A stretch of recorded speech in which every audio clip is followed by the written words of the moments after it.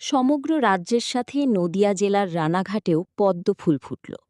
রানাঘাট ছিল বরাবরই বিজেপির একটি শক্ত ঘাঁটি।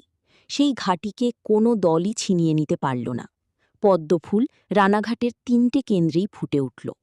জয়ের খবর শোনা মাত্রই রানাঘাট কলেজের সামনে বিজেপি সমর্থকদের উল্লাস ছিল চোখে পড়ার মতন।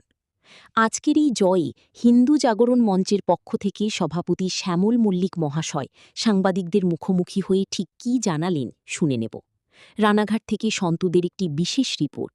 Ranaghat live news Bangla, Ranaghat.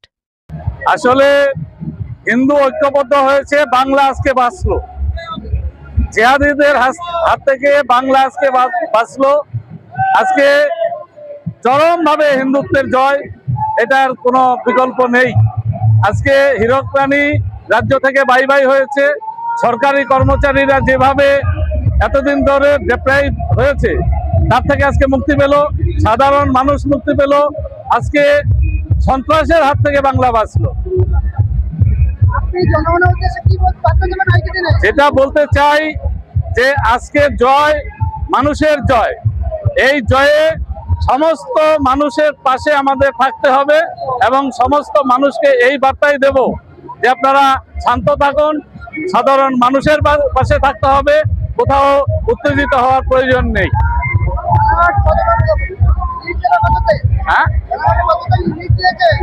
এখানে আমাদের ৬০,০০০-এ লিড হয়েছে। ৬০,০০০। রানাঘাট উত্তর পূর্বে ৬০,০০০-এ লিড হয়েছে। রানাঘাট পশ্চিমে ৫৪,০০০-এ লিড হয়েছে। রানাঘাট দক্ষিণে ৭৫,০০০-এ লিড হয়েছে। এ জয় মানুষের জয়। মানুষ চেয়েছে সার্বিক উন্নয়ন, সেই সার্বিক উন্নয়নের পক্ষে এবং হিন্দুত্বের জয় আজকে হয়েছে। আমার নাম শ্যামল মল্লিক, সভাপতি নদিয়া দক্ষিণ জেলা হিন্দু জাগরণ মঞ্চ। ভারতীয় জনতা পার্টির কার্যকর্তার সার্বিক প্রয়াস, মিলিত প্রয়াস এবং গণদেবতার আশীর্বাদে আজকে তৃণমূলকে উত্থান করতে পেরেছে। জয় বাংলা যে বিচ্ছিন্নতাবাদী স্লোগান, সেই স্লোগানকে আজকে উত্থান করেছে মানুষ। এটা সকলের জয়। এটা সার্বিকভাবে ভারতীয় জনতা পার্টির সকল কার্যকর্তা, সকল সম্প্রদায়ের মানুষ, সকলের মিলিত প্রয়াস। ধন্যবাদ।